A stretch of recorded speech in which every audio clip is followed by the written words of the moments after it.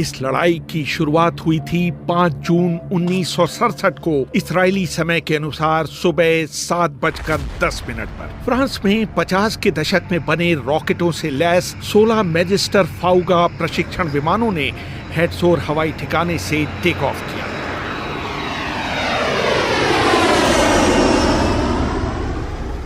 ये फाउगा विमान मिस्टियर और मिराज जेटों द्वारा इस्तेमाल की जाने वाली फ्रीक्वेंसियां ट्रांसमिट कर रहे थे और ये आभास दे रहे थे कि वो मिस्टियर और मिराज विमानों की तरह हवाई गश्त की ड्यूटी पर है। 4 मिनट बाद असली बमवर्षक ओरेगन ने हेड्सोर हवाई ठिकाने से ही उड़ान भरी। इसके 5 मिनट बाद रमाट डेविड ठिकाने से मिराज युद्धक विमानों के पूरे स्क्वाड्रन और हादसेरे में एयरबेस से 2 इंजनों वाले 15 वॉटूर्स विमानों ने उड़ान भरी। 7:30 बजते इजरायली वायुसेना के 200 विमान हवा में थे। इससे पहले इजरायली वायुसेना के कमांडर मोटी हॉट का रेडियो संदेश सभी पायलटों के हेडफोन पर सुनाई दिया था, उड़िए, दुश्मन पर छा जाइए, उसे बर्बाद कर उसके टुकड़ों को पूरे रेगिस्तान में फैला दीजिए ताकि आने वाली कई पीढ़ियों तक इजराइल अपनी भूमि पर सुरक्षित रह सके। 1967 के युद्ध पर मशहूर किताब 6 Days of War लिखने वाले माइकल बी ओरेन लिखते हैं,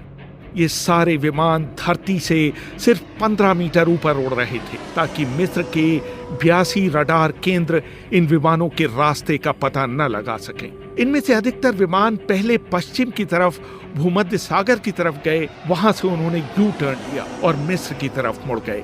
दूसरे विमानों ने लाल सागर की तरफ से मिस्र के बहुत अंदर बने हवाई ठिकानों का रुख किया। सारे विमान बहुत कड़ाई से रेडियो साइलेंस का पालन कर रहे थे। साथ साथ उड़ रहे पायलट हाथ के इशारे से एक दूसरे से संपर्क कर रहे थे। सारा खेल ही यही था कि मिस्र के तट पर पहुंचने से पहले उन्हें इसकी हवा तक न लग पाए। इससे पहले इजरायली वायुसेना के चीफ ऑफ ऑपरेशन कर्नल रफा हारलेव ने सभी पायलटों से कह दिया था कि उन्हें विमान में तकनीकी खराबी आ जाने के बाद भी रेडियो संपर्क स्थापित नहीं करना है। ऐसी दशा में उन्हें अपने विमान को समुद्र में क्रैश कर देना होगा। ये सभी इजरायली पायलट मिस्री पायलटों की तुलना में कहीं अधिक प्रशिक्षित थे। उनके फ्लाइंग आवर्स भी उनसे ज्यादा थे और सबसे बड़ी बात, उनके करीब करीब सभी 250 विमान पूरी तरह से ऑपरेशनल थे। उन्होंने मिस्र के हवाई ठिकानों को उड़ाने का कई बार मॉक अभ्यास किया था।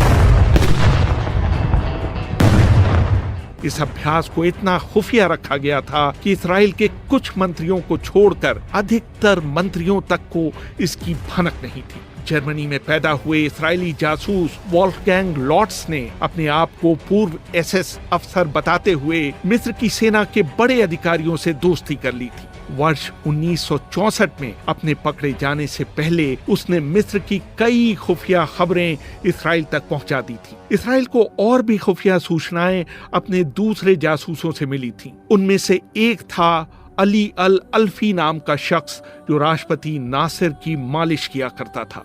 मिस्री वायुसेना की सबसे बड़ी गलती थी कि उन्होंने अपने युद्धक विमानों को छिपाने की कोई कोशिश नहीं की थी।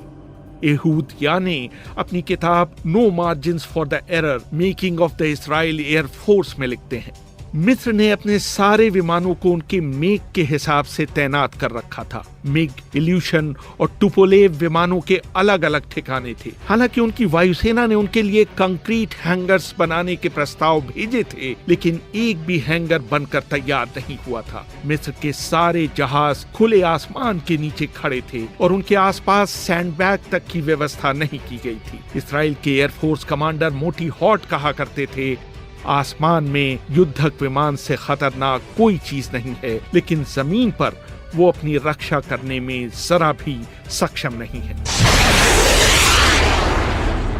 जब इजराइल का हमला हुआ तो मिस्र के लगभग सभी विमान जमीन पर थे और उनके पायलट नाश्ता कर रहे थे। वो ये मानकर चल रहे थे कि अगर इजरायली हमला भी करेंगे तो सुबह तड़के करेंगे। इसलिए उनके सारे विमान गश्त लगाकर मिस्र के समय के अनुसार 8:15 तक अपने ठिकानों पर लौट आए थे। इजराइल में उस समय सुबह के 7:15 हो रहे थे। माइकल बी ओरेन अपनी किताब 6 Days of War में लिखते हैं, उस समय सिर्फ 4 ट्रेनी पायलट हवा में थे और उनके पास कोई आक्रामक क्षमता नहीं थी। उसी समय अल-माज़ा बेस से 2 इल्यूशन 14 ट्रांसपोर्ट विमानों ने उड़ान भरी। एक विमान में सवार थे फील्ड मार्शल आमेर और एयर कमांडर सिद्दीकी महमूद। दूसरे विमान में आंतरिक खुफिया विभाग के प्रमुख हुसैन अल शफी, इराकी प्रधानमंत्री और एक वरिष्ठ सोवियत सलाहकार अबू सुवेर हवाई ठिकाने की तरफ बढ़ रहे थे। मिस्र के सारे एयर कमांडर या तो उन 2 विमानों में बैठे हुए थे या उनमें बैठे लोगों का नीचे उतरने का इंतजार कर रहे थे। इन इल्यूशन विमानों को अपने रडार पर देखकर इस्राएली थोड़े चिंतित भी हुए कि वो उनके बढ़ते हुए विमानों को देख लेंगे। इसराइल के बढ़ते विमानों के बारे में पहली चेतावनी इन इल्यूशन विमानों ने नहीं बल्कि ब्रिटेन द्वारा जॉर्डन को दिए गए अजलुन रडार सिस्टम से आई। 8:15 बजे स्टेशन के रडार की स्क्रीनों पर बार बार ब्लिप्स आने लगे। हालांकि जॉर्डन की वायुसेना समुद्र की तरफ बड़ी संख्या में इस्राएली विमानों के आने जाने की आदी हो गई थी, लेकिन इस बार उनके जमावड़े का घनत्व पहले से कहीं अधिक था। ड्यूटी पर तैनात अफसर ने अम्मान में जनरल रियाद के मुख्यालय पर पहले से तय कोड वर्ड इनाब भेजा, जिसका मतलब था युद्ध। उन्होंने ये महत्वपूर्ण सूचना काहिरा में मिस्र के रक्षा मंत्री शम्स बदरान को बढ़ा दी, लेकिन उनके छोर पर इस महत्वपूर्ण टिप ऑफ को डिसाइफर नहीं किया जा सका। मिस्र ने सिर्फ एक दिन पहले ही जॉर्डन को बताए बिना अपनी इनकोडिंग फ्रीक्वेंसीज को बदल दिया था। अजलुन पर बैठे विशेषज्ञ इस बात का अंदाजा ही नहीं लगा पाए कि उनके रडार पर आने वाले ब्लिप्स इजरायली युद्ध विमानों के थे या समुद्र में मौजूद अमेरिकी या ब्रिटिश विमान वाहक से उड़ने वाले विमानों के। अचानक उनके रडार के स्क्रीन पर दिखाई दिया कि इन विमानों ने साइनाई का रुख कर लिया है। उन्होंने कोड वर्ड के जरिए मिस्र को आगाह करने की बहुतेरी कोशिश की, लेकिन मिस्र में इस कोड वर्ड को पढ़ा ही नहीं जा सका। लेकिन अगर ये संदेश पढ़ भी लिए गए होते तब भी इस पर तुरंत कार्रवाई करने के लिए रक्षा मंत्री शम्स बदरान वहां मौजूद नहीं थे। कुछ ही घंटे पहले वो ये निर्देश देकर सोने चले गए थे कि उन्हें जगाया न जाए। इसी तरह डिकोडिंग के इंचार्ज कर्नल मसूद अल जुनैदी और एयर ऑपरेशन के प्रमुख जनरल जमाल अफीफी भी वहां मौजूद नहीं थे। महमूद रियाद अपनी किताब the struggle for piece in middle east में लिखते हैं, वायुसेना के खुफिया विभाग ने कई बार इसराइल के हमले के बारे में आगाह किया था, लेकिन सुप्रीम हेडक्वार्टर पर तैनात फील्ड मार्शल आमेर के प्रति वफादारी और नासिर के प्रति अविश्वास रखने वाले अफसरों ने इस लीड की अनदेखी की। इसराइलियों के लिए ये मिनट बहुमूल्य साबित हुए। इस हमले में इसराइल ने अपनी वायुसेना के 12 विमानों को छोड़कर सभी विमानों को झोंक दिया था। दूसरे शब्दों में उन्होंने देश के आसमान के रक्षण को खुदा के हवाले छोड़ रखा था। बाद में इस लड़ाई का नेतृत्व कर रहे और बाद में इसराइल के प्रधानमंत्री बने इत्साक रबीन ने एक इंटरव्यू में बताया था, हम इस हमले की सफलता के बारे में पूरी तरह से आश्वस्त नहीं थे। हमने इस हमले की असफलता की संभावना को देखते हुए दुश्मन के हवाई ठिकानों पर हमला करने की एक और योजना बना रखी थी। इस्राएली वायुसेना के मुख्यालय पर मैं, मोशे दायान, वीज़मान और इस्राएली वायुसेना के कमांडर मोटी हॉर्ड हमले के परिणाम का इंतजार कर रहे थे। हमें पहले 45 मिनट एक पूरे दिन की तरह लग रहे थे। अब तक इस्राएल के आगे उड़ने वाले विमान समुद्र पार कर चुके थे। उन्होंने इलेक्ट्रॉनिक जैमिंग तकनीक का इस्तेमाल कर सोवियत विमानों को अपने हमले की भनक नहीं लगने दी थी। इस्राएली वायुसेना के प्रमुख मोटी हॉर्ड इस्राएली डिफेंस रिपोर्ट में लिखते हैं, इस्राएली समय के अनुसार 7:30 बजे उन्हें अपना पहला लक्ष्य दिखाई दे गया था। फायद और किब्रीत हवाई ठिकानों के बारे में मिस्र के खुफिया विभाग को गलतफहमी थी कि ये ठिकाना इस्राएली विमानों की पहुंच के बाहर है। मिस्र के सारे जेट खुले में अर्ध गोलाकार शेप में खड़े हुए थे। बहुत से हवाई ठिकानों पर सिर्फ एक हवाई पट्टी थी। हमें इन्हें सिर्फ ब्लॉक भर करना था। इसके बाद वहां मौजूद विमानों के लिए कोई मौका नहीं था। आसमान में विजिबिलिटी बेहतरीन थी। इस्राएली जेट एकदम से 9000 फीट की ऊंचाई पर चले गए और मिस्र के रडारों पर पहली बार उनकी झलक दिखाई दी। उन्होंने नीचे डाइव लगाई और 4 का फॉर्मेशन बनाते हुए नीचे आए और 2 विमानों ने जोड़ा बनाकर हमला किया। हर विमान ने 3 चक्कर लगाए। उनकी पहली प्राथमिकता थी रनवे को नष्ट करना, फिर लंबी दूरी के विमानों को बर्बाद करना जिनसे इजरायली शहरों को खतरा हो सकता था, और फिर अंतिम लक्ष्य था मिग विमानों को उड़ने लायक न रखना। हर चक्कर के लिए 7 से 10 मिनट दिए गए थे, वापसी के लिए 20 मिनट, विमान में दोबारा तेल भरने के लिए 8 मिनट और पायलट के आराम के लिए 10 मिनट निर्धारित किए गए थे। 1 घंटे के अंदर विमान दोबारा हमला करने के लिए तैयार हो जाते थे। उस घंटे के दौरान मिस्र के हवाई ठिकानों पर लगातार हमले हो रहे थे। फैद एयरबेस पर मिस्टियर्स विमानों से हमला करने वाले कैप्टन अवीहू बिन नून ने याद किया, जब हम अपने लक्ष्य पर पहुंचे तो आसमान साफ हो चुका था। जब मैं डाइव करके बम गिराने वाला था तो मैंने देखा कि रनवे के एक छोर पर 4 मिग टेक ऑफ करने की तैयारी कर रहे थे। मैंने उनके ऊपर ही अपने बम रिलीज कर दिए, जिसका नतीजा ये हुआ कि उनमें से 2 विमान तो फौरन ही लपटों से घिर गए। ये डुरेंडल्स विमान थे जिन्हें इजराइल ने एक गुप्त मिशन में फ्रांस के साथ मिलकर बनाया था। 180 पाउंड के इन बमों की खासियत ये थी कि ये बहुत सटीक ढंग से निशाने पर गिरते थे। एक बम के गिरने के बाद 5 मीटर चौड़ा और 1.6 मीटर लंबा गड्ढा बन जाता था, जिसकी वजह से रनवे इस्तेमाल करने लायक नहीं रहता था। उसकी तुरंत मुरम्मत भी मुश्किल हो जाती थी, क्योंकि बमों के फ्यूज थोड़े थोड़े अंतराल पर फटते रहते थे। अबू सुवेर बेस पर ही 1 घंटे के अंदर इस तरह के 100 से अधिक बम गिराए गए। बिन नून आगे बताते हैं, हमने बेस पर मौजूद 40 मिग विमानों में से 16 को नष्ट कर दिया और वापसी में हमने सैम 2 बैटरी को भी नहीं छोड़ा। हमने ऊपर से देखा, पूरा ठिकाना आग की लपटों से घिरा हुआ था। नीचे मिस्र के पायलट पूरी तरह से सदमे में थे। उन्हें उनके रक्षण को भेद पाने की इजरायली क्षमता पर यकीन ही नहीं हो पा रहा था। मालिस बेस के कमांडर ब्रिगेडियर जनरल तहसीन जकी ने बाद में the sword and the olive पुस्तक के लेखक व्रैन क्रेवेल्ट को दिए इंटरव्यू में याद किया, मैंने जेट जहाजों की आवाज सुनी, मैंने आवाज आने की दिशा में देखा, मुझे सिलेटी रंग के 2 मिस्टियर्स विमान आते दिखाई दिए।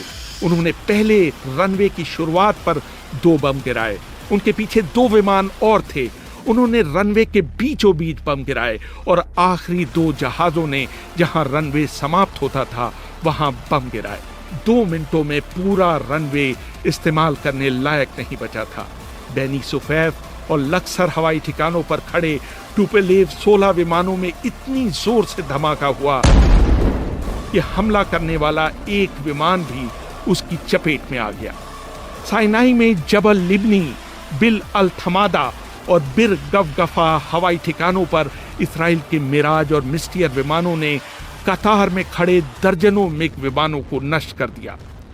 कुछ मिग विमानों ने टेक ऑफ करने की कोशिश भी की, लेकिन वो नाकामयाब रहे। सिर्फ अल अरीश ठिकाने पर जानबूझकर इस उम्मीद में रनवे को नुकसान नहीं पहुंचाया गया कि वक्त पड़ने पर वहां इसराइल के ट्रांसपोर्ट जहाजों को लैंड कराया जा सके। इसराइली समय 8 बजे तक साइनाई के 4 एयरबेस पूरी तरह से ध्वस्त हो चुके थे और साइनाई में मिस्र की सेना का सुप्रीम हेडक्वार्टर से संचार संपर्क पूरी तरह से टूट चुका था।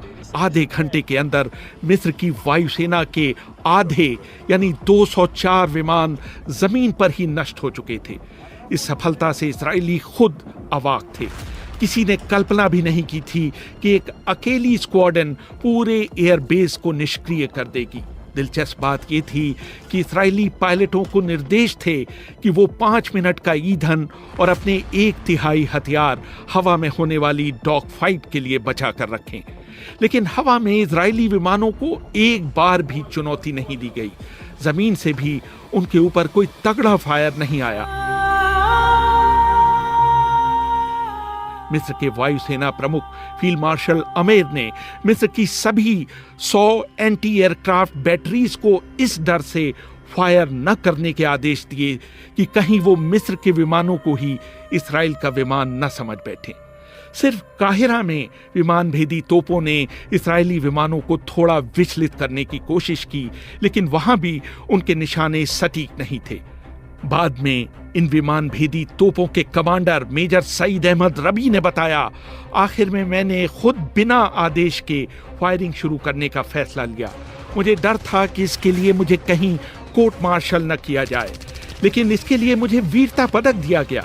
रबी ने दावा किया कि उन्होंने इसराइल के कई विमान मार गिराए, लेकिन इसराइल ने कहा कि इस हमले में उनके सिर्फ एक विमान को नुकसान पहुंचा और वो भी उनकी ही हॉक मिसाइल का शिकार हुआ। इसराइली वायुसेना की सफलता को जितना संभव हो सका गुप्त रखा गया, ताकि संयुक्त राष्ट्र द्वारा लागू किए गए युद्ध विराम में देरी की जा सके।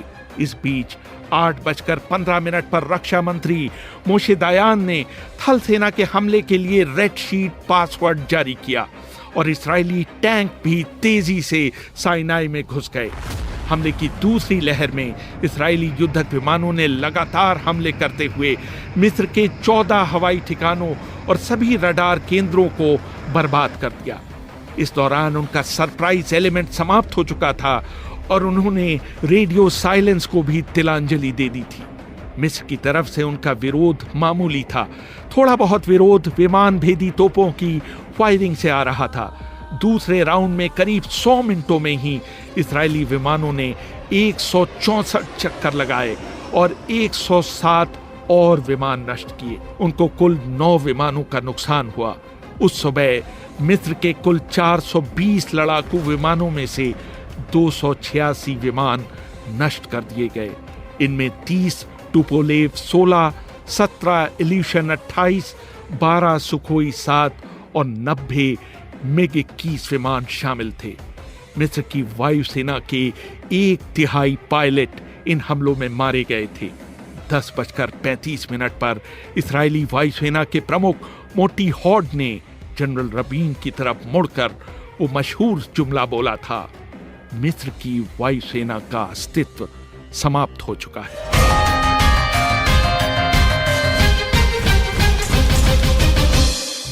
रेहान फजल, BBC, दिल्ली।